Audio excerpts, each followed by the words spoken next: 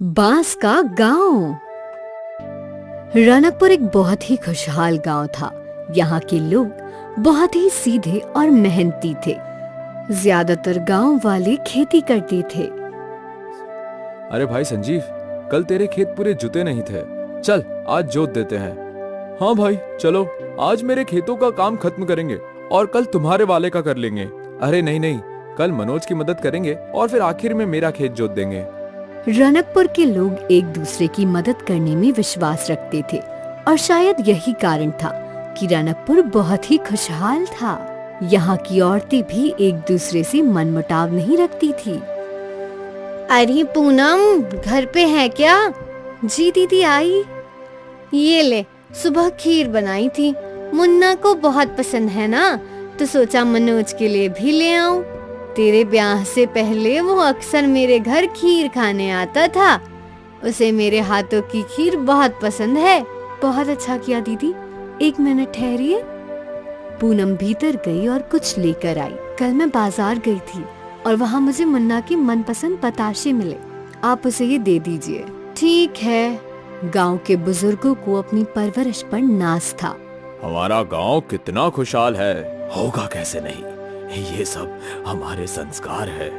अब वो तो है, बच्चों में आपस में इतना प्रेम है कि ये सब एक साथ एक ही परिवार की तरह रहते हैं। हाँ, एक बड़ा परिवार, रनकपुर परिवार। कहते हैं ना, खुशियाँ ज्यादा दिन नहीं टिकती, और इनके साथ भी यही हुआ। एक रात तेज आंधी चलने लगी। आंधी के साथ तूफान चल पड़ा। गांव वाले डर गए। बचाओ, कोई मुझे बचाओ। जगह जगह पेड़ और घर गिरने लगे। सबको गांव के मंदिर ले आओ, अब भगवान ही हमारी रक्षा करेंगे। गांव के मर्द सभी को मंदिर तक ले जाने लगे। गांव का मंदिर बहुत ही पुराना था और ये मंदिर एक गुफा के अंदर बना था। बाहर हो रहे आंधी तूफान का मंदिर पर कोई असर नहीं था। गांव के सारे लोग मंदिर के अंदर सुरक्षित थे। लगातार कई घंटों तक आंधी तूफान थमा नहीं। एक एक करके गांव के सारे घर जमींदोज हो गए। अगली सुबह जब आंधी थम गई तो गांव वाले गुफा वाले मंदिर से बाहर आए और अपने गांव की हालत देखकर रो पड़े। हे भगवान, ये क्या हो गया? तुझसे हमारी खुशी नहीं देखी जाती क्या भगवान? अब हम क्या करेंगे? क्या कर सकते हैं? एक बार फिर सब चीजों को शुरुआत से शुरू करना पड़ेगा। लेकिन हम खाएंगे क्या? हमारी तो फसल ही बर्बाद हो गई। भगवान हमारी मदद करेंगे, हम यूं ही हार कर नहीं बैठ सकते। हमें खुद ही अपनी परिस्थिति बदलनी होगी। हाँ बेटा, हम सबको मिलकर एक बार फिर से रनकपुर बनाना होगा। गांव वाले चिंतित थे, पर वो जानते थे कि अब उन्हें एक दूसरे का साथ देना होगा। मुन्ना, तुम खेतों में जाकर देखो, जो कुछ भी बचा हो वो समेट लो। मैं और संजीव जंगल जाते हैं, हमें सर पर छत बनाने के लिए लकड़ियाँ लगेगी। हम औरतें भी खाना बनाने की चीजों का इंतजाम करती हैं। हम भी तुम्हारी मदद करेंगे अशोक। ठीक है काका। गांव वाले अलग अलग काम में बट गए। मनोज के साथ कुछ लोग खेतों में अच्छी फसल निकालने गए। अशोक, संजीव और काका जंगलों की ओर चले गए। काका, सोचा नहीं था कभी ऐसा होगा। होनी को कौन टाल सकता है अशोक। लगता है भगवान हमारी परीक्षा ले रहे हैं। हम छत कैसे बनाएंगे? हमारे जमाने में तो बांस के घर बनाना सबसे आसान काम था। हमें भी वैसे ही बांस का घर बनाना चाहिए, जिससे जल्द से जल्द गांव वालों के सर पे छत हो। जी काका, यही सही रहेगा। और इस जंगल में बांस के पेड़ भी हैं, मुझे पता है वो कहाँ हैं। अशोक उन लोगों को बैम्बू के पेड़ों के पास ले आया। अरे वाह, इतने सारे बैम्बू के पेड़, इससे तो हम पूरा गांव बना सकते हैं। पर इतने सारे पेड़ काट कर गाँव बनाने में हम सबकी खटिया खड़ी हो जाएगी। चिंता मत कर संजीव, हम सब एक दूसरे का साथ देंगे और देखना जल्दी ही गांव बन जाएगा। तीनों ने मिलकर बैम्बू काटने का काम शुरू किया। बैम्बू मोटे मोटे थे, जिन्हें काटने में उन तीनों के पसीने छूट रहे थे। एक बैम्बू काटने में इतनी मेहनत, बाप रे। अभी मैं काटता हूँ, तू थोड़ा आराम कर। ठीक है। वो लोग बारी बारी बैम्बू काट रहे थे। कई घंटे बीत गए, पर अब तक कुछ ही बैम्बू काट पाए थे। थोड़ी देर में अंधेरा होने वाला है। वो आखिरी मोटा वाला बैम्बू काटते हैं और फिर गांव लौट चलते हैं। ठीक है काका। तीनों मिलकर एक मोटा वाला बैम्बू काटने लगे। तीनों थके हुए थे पर फिर भी अपनी पूरी ताकत से बैम्बू काट रहे थे। बैम्बू आधा ही कटा था कि उसमें से खून बहने लगा। ये क्या? रुको! उन लोगों को किसी औरत के रोने की आवाज आने लगी।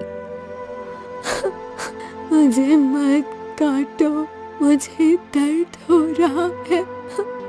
क्षमा कीजिए, हम किसी को नुकसान नहीं पहुंचाना चाहते थे। तूफान में हमारा गांव बर्बाद हो गया। बस घर बनाने के लिए बांस काटने आए थे। हमें क्षमा कर दीजिए। तभी उनके सामने बांस की देवी आई।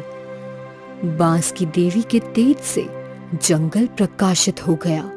देवी ने सबसे पहले उस बांस के पेड़ को ठीक किया। खून बहना बंद हो गया और रोने की आवाज भी थम गई।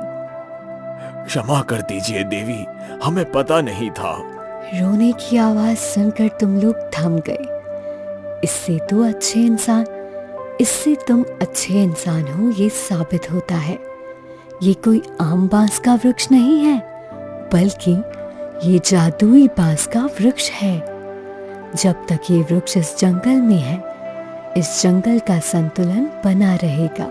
अच्छा हुआ हमने इसे पूरा नहीं काटा, वरना हमसे बहुत बड़ा पाप हो जाता। वैसे तुम इस जंगल में क्यों आए हो? कोई कभी यहाँ बांस काटने तो नहीं आता? हमारी मजबूरी है। कल रात के आंधी तूफान में हमारा गांव तहस नहस हो गया। रहने के लिए सर पर अब छत नहीं है, इसलिए हम बांस की लकड़ियां लेने यहाँ आए थे। मैं तुम्हारी ये समस्या सुलझा सकती हूँ। तुम्हें जितनी बांस की लकड़ियां चाहिए, वो हर दिन सुबह तुम्हारे गांव के बाहर तुम्हें मिलेगी। पर तुम्हें मुझे एक वचन देना होगा कि तुम इस जादुई बांस के पेड़ और इस जंगल के रहस्य के बारे में किसी को नहीं बताओगे। हम वचन देते हैं। तीनों ने बांस की देवी को वचन दिया और वहाँ रखी बांस उठाकर अपने गांव लौट आए। अगली सुबह जब वो उठे तो गांव के बाहर ही ढेर सारी बांस की लकड़ियां थी। इतनी तो हम भी नहीं काट सकते थे। धन्यवाद बांस की देवी। और फिर गांव वाले मिलकर बांस से घर बांधने लगे। सभी लोग एक दूसरे की सहायता कर रहे थे। ये लो दादी माँ, तुम्हारा घर तैयार है। भगवान तुम लोगों का हमेशा भला करे बेटा। एक एक करके सभी के घर तैयार हो गए। गांव वाले बहुत खुश थे।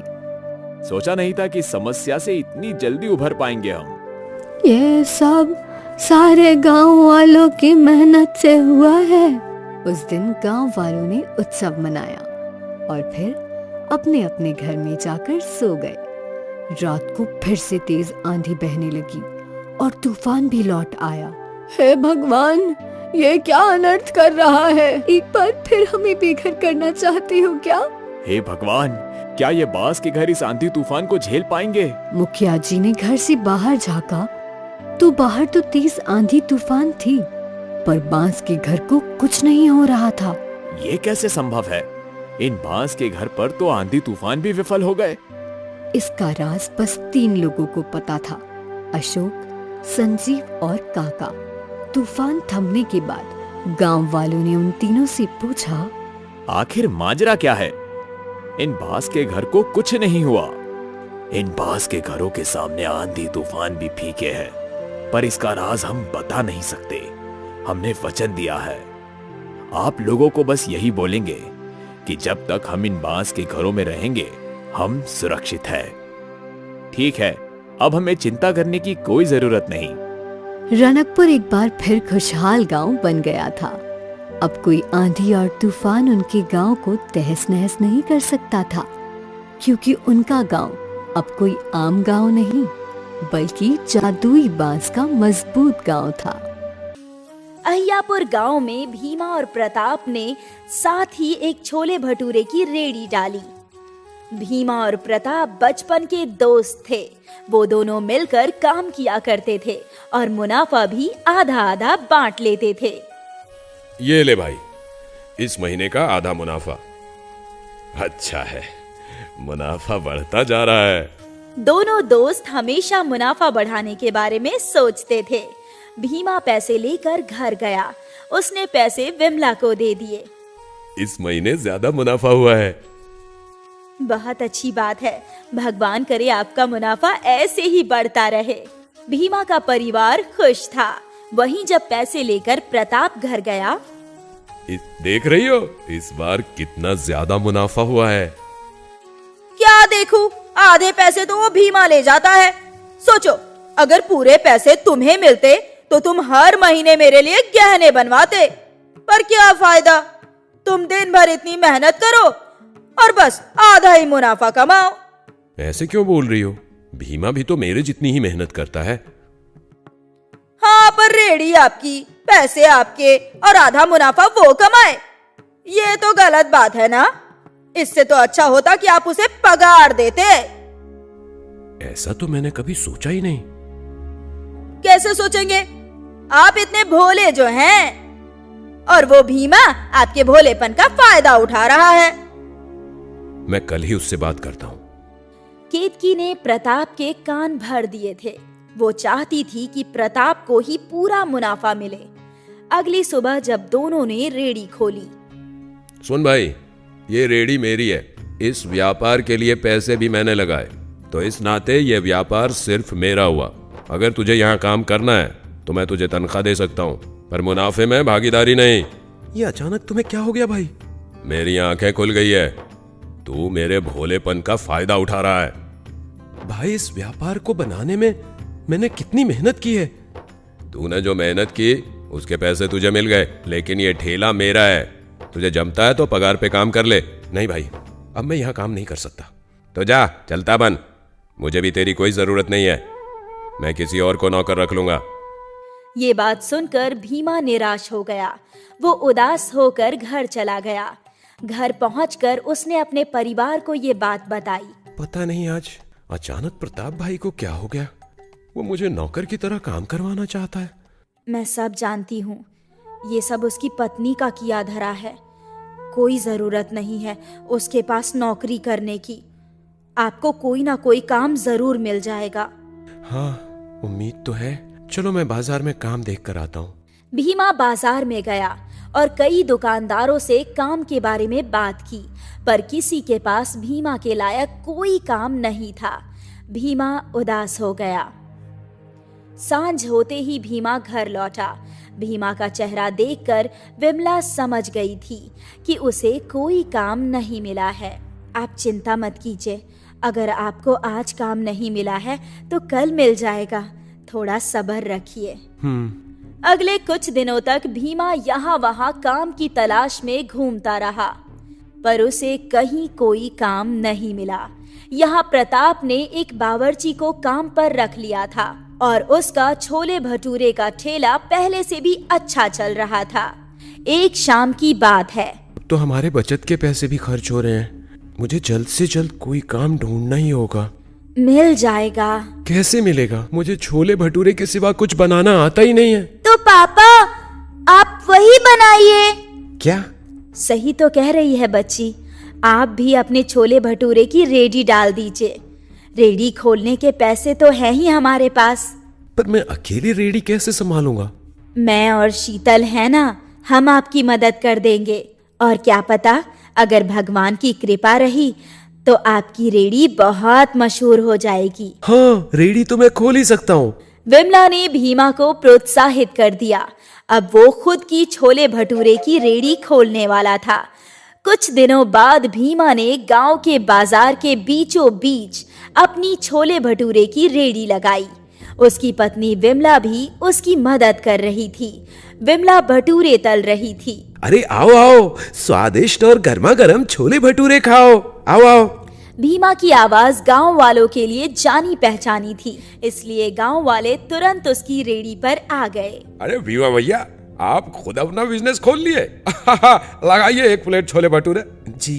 भीमा ग्राहकों को छोले भटूरे देता गया। भैया, आपके हाथ के छोले भटूरे की बात ही अलग है। हम तो ये स्वाद मिस कर रहे थे। भीमा खुश था कि गांव वाले उसके ठेले पर छोले भटूरे खा रहे थे, पर ये बात जब प्रताप को पता चली।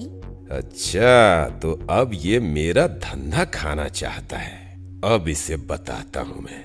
प्रताप ने छोले भटूरे का दाम 30 रुपए से घटाकर 20 रुपए कर दिया। अब सारे गांव वाले यहीं आएंगे। अब आएगा मजा। प्रताप के दाम घटते ही गांव वाले उसकी रेडी पर जाने लगे। प्रताप का प्लान काम कर रहा था। अब भीमा परेशान हो गया। 20 रुपए प्लेट बेचकर उसे बहुत ही कम मुनाफा होने वाला था। अब क्या करें? 20 रुपये में प्लेट तो नहीं बेच सकते ना। थोड़ा सब्र करते हैं, हो सकता है कि 1-2 दिन में वो भी दाम बढ़ा दे। 20 रुपए प्लेट में तो उन्हें भी नहीं जमेगा। हाँ, हो सकता है। वैसे भी गांव वालों को मेरे हाथ के छोले भटूरे पसंद हैं, तो वो यहाँ जरूर आएंगे। भीमा ने दाम नहीं घटाए और इस वजह से भीमा के ठेले पर बहुत कम ग्राहक आ रहे थे। भीमा और विमला परेशान थी। ऐसे ही 1 हफ्ता बीत गया और उनकी कुछ खास कमाई नहीं हुई थी। अब तो हमें कुछ ना कुछ करना ही पड़ेगा। पर क्या करें? तभी उनके ठेले पर एक फकीर आता है। अल्लाह के नाम पर कुछ दे दे बेटा, बहुत भूख लगी है। आप बैठिए बाबा, मैं भटूरे छानती हूँ। विमला ने भटूरे बनाए और भीमा ने छोले भटूरे फकीर बाबा को दे दिए। फकीर काफी भूखा था। उसने फटाफट सारा खाना खा लिया। और लाऊं बाबा? नहीं बेटा, बहुत है। मेरी भूख शांत हो गई। तूने इस गरीब का पेट भरा है, अल्लाह तेरा भला करे। तू इतना परेशान क्यों है बेटा? अब क्या बताऊं बाबा, गांव में एक और छोले भटूरे वाला है। उसने छोले भटूरे का दाम घटा दिया और सारे गांव वाले वहीं जा रहे हैं। मुझे लग रहा है ये धंधा बंद करना पड़ेगा बाबा। चिंता मत कर, ऐसा कुछ नहीं होगा। तूने मुझ गरीब का पेट भरा है, अल्लाह तेरा दामन हमेशा भरा रखे। ऐसा कहकर उस फकीर ने अपने बोतल का थोड़ा सा पानी तेल की कढ़ाई में डाल दिया। आपने तेल में पानी क्यों मिलाया बाबा? ये कोई ऐसा वैसा पानी नहीं है, जादुई पानी है। अब से तू जो भी इस कढ़ाई में बनाएगी उसका आकार बड़ा हो जाएगा। विमला ने एक भटूरा तेल में डाला और डालते ही वो भटूरा कढ़ाई जितना बड़ा हो गया। हे भगवान! इससे तेरी सारी परेशानियां सुलझ जाएगी बेटा। अल्लाह मालिक, मैं चलता हूँ। फकीर बाबा विमला और भीमा को आशीर्वाद देकर चले गए और बड़े बड़े भटूरे देखकर गांव वालों की भीड़ लग गई। इतने बड़े भटूरे मैंने आज तक कभी जिंदगी में नहीं खाए। भीमा ने दाम बढ़ाकर 50 रुपए कर दिए। फिर भी ग्राहकों की भीड़ बढ़ती ही जा रही थी और यहाँ प्रताप अपने नौकर पर चिल्ला रहा था। अबे, उस भीमा की तरह बड़े बड़े भटूरे बना। मालिक, मैंने बहुत कोशिश की पर बन ही नहीं रही। मुझे नहीं पता, तू कुछ भी करके बना वरना तुझे काम से निकाल दूंगा। प्रताप के नौकर ने बहुत कोशिश की पर उसके बड़े भटूरे फूलते ही नहीं थे। धीरे धीरे प्रताप के ठेले पर ग्राहक कम हो गए और भीमा के ठेले पर बहुत ग्राहक बढ़ गए। दूर दूर से लोग भीमा के बड़े छोले भटूरे खाने आने लगे। भीमा मशहूर हो गया और अमीर भी। अब उसके दोनों बच्चे इंग्लिश मीडियम स्कूल में पढ़ाई कर रहे थे।